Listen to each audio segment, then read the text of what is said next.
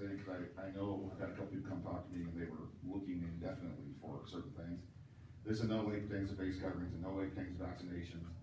All it really does is clarify our communicable disease language, and it adds COVID to the list of restrictable diseases. So if somebody has been actively exposed or have tested positive, we'll go through the restrict from school, quarantine process, all those things that we've been doing anyway.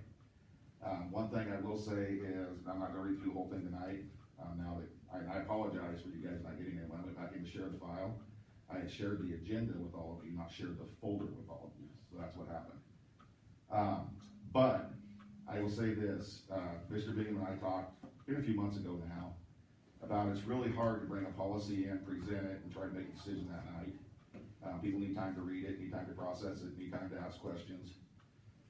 When you have questions, I need time to be able to contact OSBA, because if we want to remove some language, we need to make sure that we're not doing something that would violate law, because in these policies at the bottom, it refers to the ORSs that are related to them.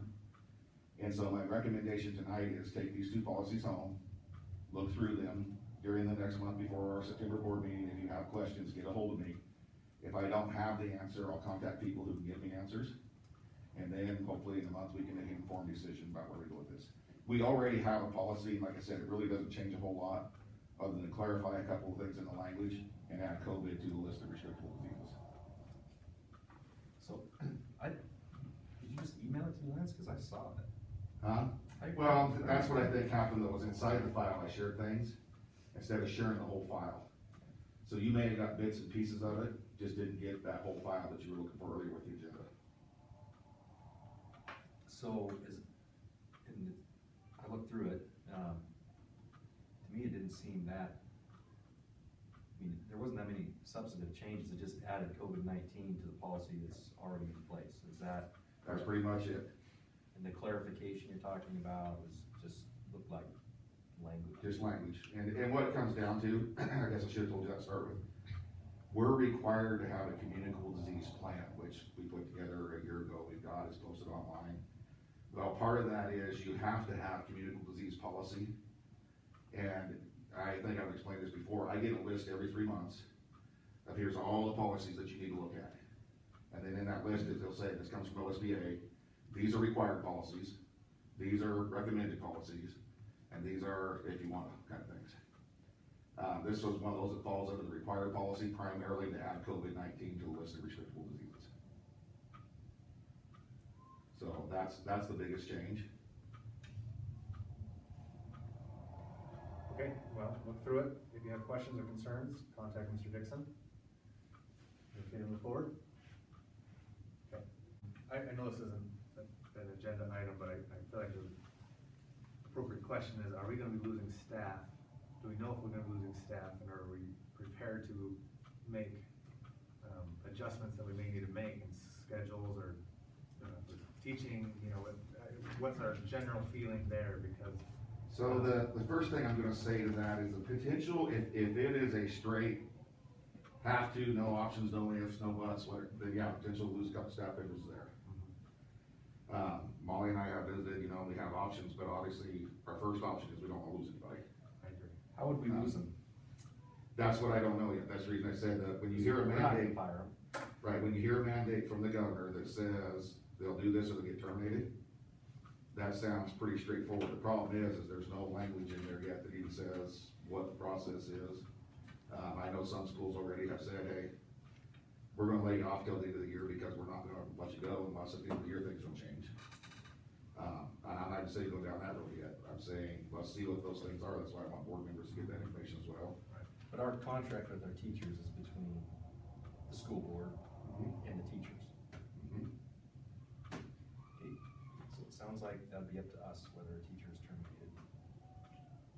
Yeah, I don't even want to go down that road yet because licensure issues and everything else. I'm laying it out pretty clearly right now. Right, and I understand that, Mr. Martin. I'm just telling you, if they pull their license, it's not an issue. Well, okay. So, but I don't want to even get into the frustration because we don't know the rules, we don't know the details. Right. I know there are some extensions, I just don't know how those work yet. Right. And also, and similar thing, how we lost many students, as far as A handful, but I also know that we've lost a couple, at least one I know for sure, and I do believe a couple, that are really worried about where this current variant is going. And they're just not comfortable having their kids come back around that many people. Oh, okay. So you've got the mixture going on of the mask, you've got the mixture going on of, I mean, I don't know if you guys are up to speed on how many of our families in North Powder got contacted recently. Some really serious. And that's putting some concern into individuals when it comes to their kids. So I know, one thing I can tell you, so that's the other thing that's going on. Shortage of officials has always been there. With the COVID scenario, it's even emphasizing that more. And so we've had, LeGrand has already canceled the volleyball tournament. We picked up 3 teams there to play a 4-way here on the Saturday the council's coming up. Dufur canceled the 8-man classic. We're still playing Dufur in a North Powder versus Dufur, but they're not bringing 14 teams in to do the 3-day thing they normally do because their health department said no. So you got that going on. Enterprise has already canceled some games. Joseph canceled a middle school volleyball tournament that was gonna start our year out with their middle school. For what reason? All COVID related? COVID or- related. We've, obviously we had our own volleyball team come home and had to quarantine individuals because of a COVID related situation at a camp. And so that's one of the things that we're gonna be facing this year at times, I know, is how this impacts sports, how this impacts the ability to play. As I said, if you are up to speed on it, we've had several families and kids in our community that have tested positive lately. It is something that's out there, and it's having an impact right now.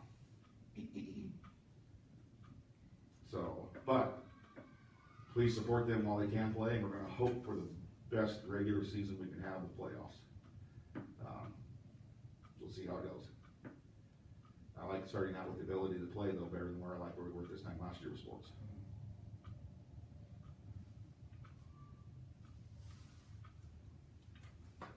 That's all we got on the amendment. At 7:03, I'll adjourn this meeting.